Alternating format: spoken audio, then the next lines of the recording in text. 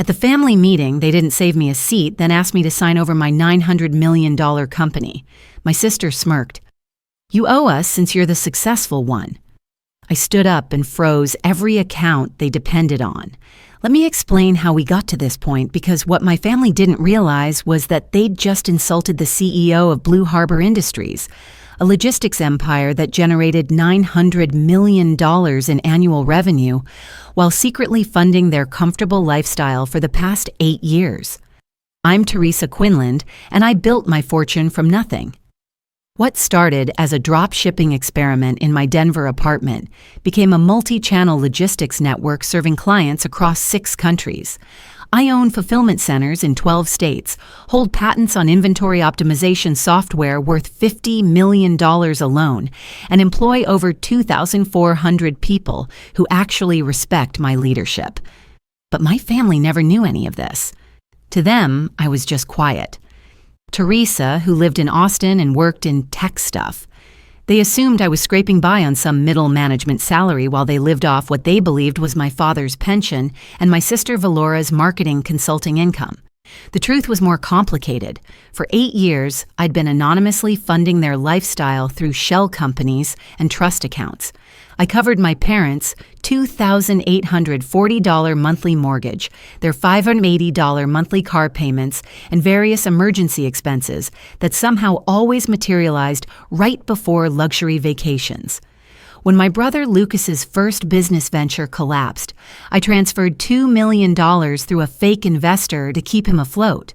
When Valora needed startup capital for her consulting firm, I provided $500,000 through an anonymous grant program I created specifically for her application. I kept detailed records of every transaction, every wire transfer, every bill I'd quietly absorbed. My business manager, Patricia Brennan, had warned me repeatedly about the legal exposure of maintaining undocumented gifts to family members. But I'd ignored her advice, thinking family loyalty went both directions. I was wrong. The meeting invitation arrived on cream cardstock with gold trim, the kind of formal presentation Valora favored when she wanted to project authority. Family strategy session, your attendance required, was printed in elegant script, as if I was being summoned rather than invited. The location was our family's estate in Wichita Falls, the same property whose mortgage I'd been paying for 3 years after Dad's temporary financial difficulties became permanent. Valora had coordinated everything, naturally positioning herself as the family's unofficial CFO, despite never knowing where the actual money came from. I arrived precisely on time, wearing my Navy power suit and carrying a leather portfolio containing copies of every financial document related to my family's true situation. Call it insurance. The formal dining room had been converted into a boardroom wannabe setup, complete with name placards and printed agendas. I scanned the table looking for my assigned seat and found it tucked in the corner near the service door, marked only with a blank card that read "Guest" instead of my name. My sister held court at the head of the table, surrounded by my parents, my Uncle Douglas, and several cousins I barely recognized. Everyone had official-looking folders and seemed to know exactly why they were there. Everyone except me. "Teresa," Valora said without looking up from her notes, "thanks for coming to observe. This shouldn't take long since you're not directly involved in the family's financial planning anymore." Not involved anymore. I'd been secretly funding their financial planning for nearly a decade.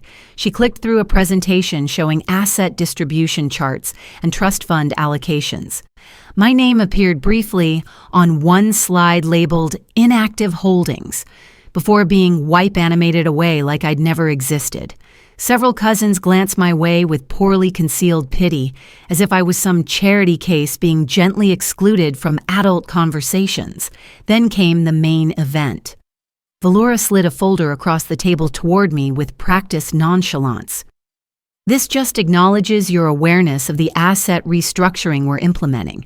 Since you've always been more of a visionary than hands-on, we figured you'd appreciate being kept in the loop without the boring operational details." I opened the folder and felt my jaw tighten. Buried in the legal language was a transfer agreement for Blue Harbor's collaborative family assets to be managed under Quinlan Holdings' umbrella. They weren't just trying to steal my company. They were trying to make me complicit in the theft. You see, Valora continued, warming to her performance, Dad's been reviewing the family's digital assets, and we realized some of the early tech infrastructure you dabbled with has real potential. We're planning to scale it properly with professional management and adequate capitalization. Infrastructure I dabbled with. She was describing my proprietary inventory optimization system that generated $200 million in annual licensing revenue from Fortune 500 companies. My ex-assistant Kayla stood up next, now apparently their strategic technology consultant, wearing the same confident smile she'd perfected while learning my business systems.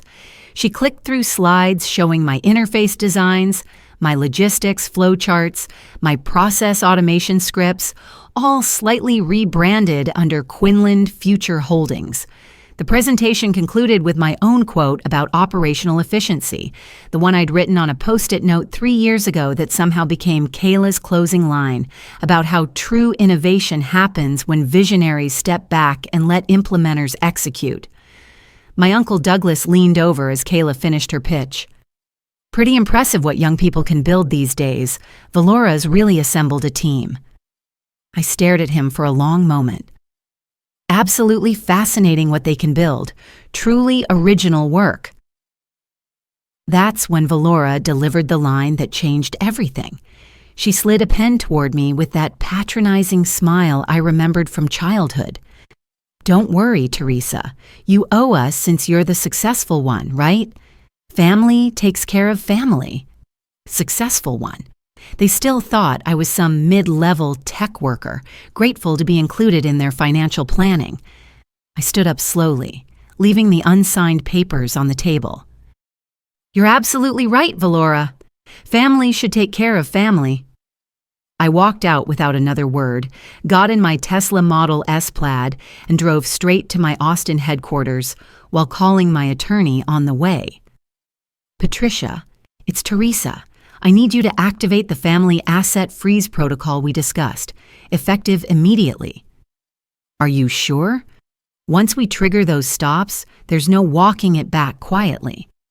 I pulled into my private parking space beneath the Blue Harbor Tower, looking up at the 40-story building I'd constructed from nothing. They just tried to steal my life's work while calling me the family charity case. I'm done walking anything back quietly. The asset freeze took exactly 18 minutes to implement across all platforms. Every trust account, every shell company, every anonymous payment system I'd established for my family's benefit locked down simultaneously. The sophisticated financial infrastructure they'd never bothered to understand simply vanished from their access. By the time I reached my corner office, the first confused text messages were already arriving. Dad's premium gas card declined at the station. Mom's automatic utility payments bouncing. Lucas's business line of credit suspended for irregular funding verification. I poured myself a glass of single malt scotch and opened my laptop to Blue Harbor's executive dashboard. The company I'd built operated across 37 countries with quarterly revenues exceeding most Fortune 500 companies. Yet somehow my own family had convinced themselves I was the one who needed their financial guidance. My phone buzzed with increasingly frantic messages throughout the evening. Valora demanding to know why her corporate accounts were frozen. Mom asking if there was some banking error affecting her credit cards. Dad wondering why his investment portfolio showed zero balance. I didn't respond to any of them. Instead, I sent a single email to the entire family through the group chat they'd excluded me from for 3 years. Effective immediately, all financial support previously provided through anonymous channels has been permanently discontinued. This decision is final and non-negotiable. Questions may be directed to my attorneys at Brennan, Foster, and Associates. Attached was a comprehensive financial statement showing exactly how much I'd contributed to their lifestyle over 8 years. The total came to $4.2 million in direct support, not including the business bailouts and investment capital I'd provided through fake investor programs. The explosion of responses crashed my phone server for 10 minutes, but I wasn't finished. The next morning, I implemented Phase 2. I called Marcus Webb, my forensic accountant, and Jennifer Hayes, my private investigator. Both had helped me analyze corporate competitors in the past, but this investigation would be more personal. Marcus, I need a complete financial audit of Quinlan Holdings, Valora Quinlan's consulting business, and Lucas Quinlan's recent venture capital activities. Focus on source verification and actual revenue generation. Jennifer, I need background verification on asset claims, employment history accuracy, and any other business relationships that might explain their confidence in appropriating intellectual property that doesn't belong to them. The results arrived within 72 hours and revealed the scope of their self-deception. Valora's successful consulting business had generated exactly $43,000 in actual revenue over 2 years, barely covering her office rent. Her impressive client roster consisted primarily of family friends, hiring her for small projects out of politeness. Lucas's venture capital firm was essentially a private bank account funded entirely by my anonymous transfers. Without my subsidization, his successful investments would have bankrupted him within 6 months. Most damaging was the discovery that they'd already begun marketing my intellectual property to potential investors, using falsified ownership documents and claiming development credit for systems they couldn't even explain coherently. This wasn't family drama anymore. This was corporate fraud. I forwarded everything to Patricia with instructions to prepare federal trademark violation charges and intellectual property theft claims. Then I made one phone call that would destroy their comfortable illusions permanently. Good morning, Dallas Business Journal. This is Teresa Quinlan, CEO of Blue Harbor Industries. I'd like to provide a statement regarding recent misrepresentations of my company's ownership and development history. The article published the next morning with the headline, Austin Tech CEO exposes family's attempt to steal $900 million logistics empire. My phone exploded again, but this time, the calls weren't just from family. Industry reporters, potential investors, and 3 different documentary producers wanted to interview the invisible billionaire whose own relatives had tried to embezzle her life's work. I gave exactly one interview to Forbes with a simple message. I spent 8 years anonymously supporting family members who publicly dismissed my professional capabilities, while privately depending on my financial success. When they attempted to steal legal ownership of my intellectual property, they discovered that quiet generosity has limits, but strategic consequences do not. The follow-up stories wrote themselves. Valora's consulting firm lost its remaining clients within days. Lucas's investment meetings got canceled when partners learned about the ownership disputes. My parents faced foreclosure proceedings when their true financial situation became public record. But the most satisfying consequence came from an unexpected source. 3 of my employees, including my current head of technology development, were Valora's former colleagues from her brief corporate career 5 years earlier. They'd watched the news coverage and reached out immediately with their own stories of Valora's pattern of claiming credit for other people's work. The industry reputation damage was swift and comprehensive. Within 2 weeks, both Valora and Lucas were blacklisted from the professional circles they'd tried so hard to impress, while I received board appointment offers from companies that finally understood the scope of my actual accomplishments. 6 months later, I funded a startup incubator specifically for underestimated entrepreneurs, women who'd been told they weren't capable of hands-on leadership. The program provides full funding, mentorship, and legal protection against intellectual property theft. My family made one final attempt at reconciliation through their attorney, requesting a meeting to resolve misunderstandings and restore family harmony. Patricia forwarded me their proposal with a note. They're offering to drop all claims to your IP in exchange for resumed financial support. They still don't understand who holds the power in this relationship. I declined the meeting and changed my personal contact information. Last week, I received an update from Jennifer about their current situation. Valora is working part-time at a marketing agency for $42,000 annually. Lucas moved back in with our parents and drives for a delivery service. Mom and Dad sold their house and moved into a senior community subsidized by the county. They finally learned to live within their actual means.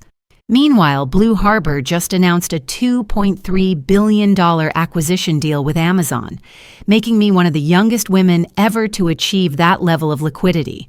The Wall Street Journal featured me on their cover with the headline, "The Quiet Revolution: How One Woman Built a Logistics Empire While Her Family Wasn't Looking." I framed that article and hung it in my office, not as a trophy, but as a reminder. Sometimes the most powerful response to being underestimated isn't proving people wrong. It's letting them discover how wrong they were after they've already lost access to everything they took for granted. Family isn't about blood or obligation. It's about mutual respect and genuine appreciation for each other's contributions. I learned that lesson the hard way, but I learned it completely. The people who respect my capabilities earn my loyalty. The people who dismiss my capabilities earn my absence. And once you've earned my absence, that decision is permanent.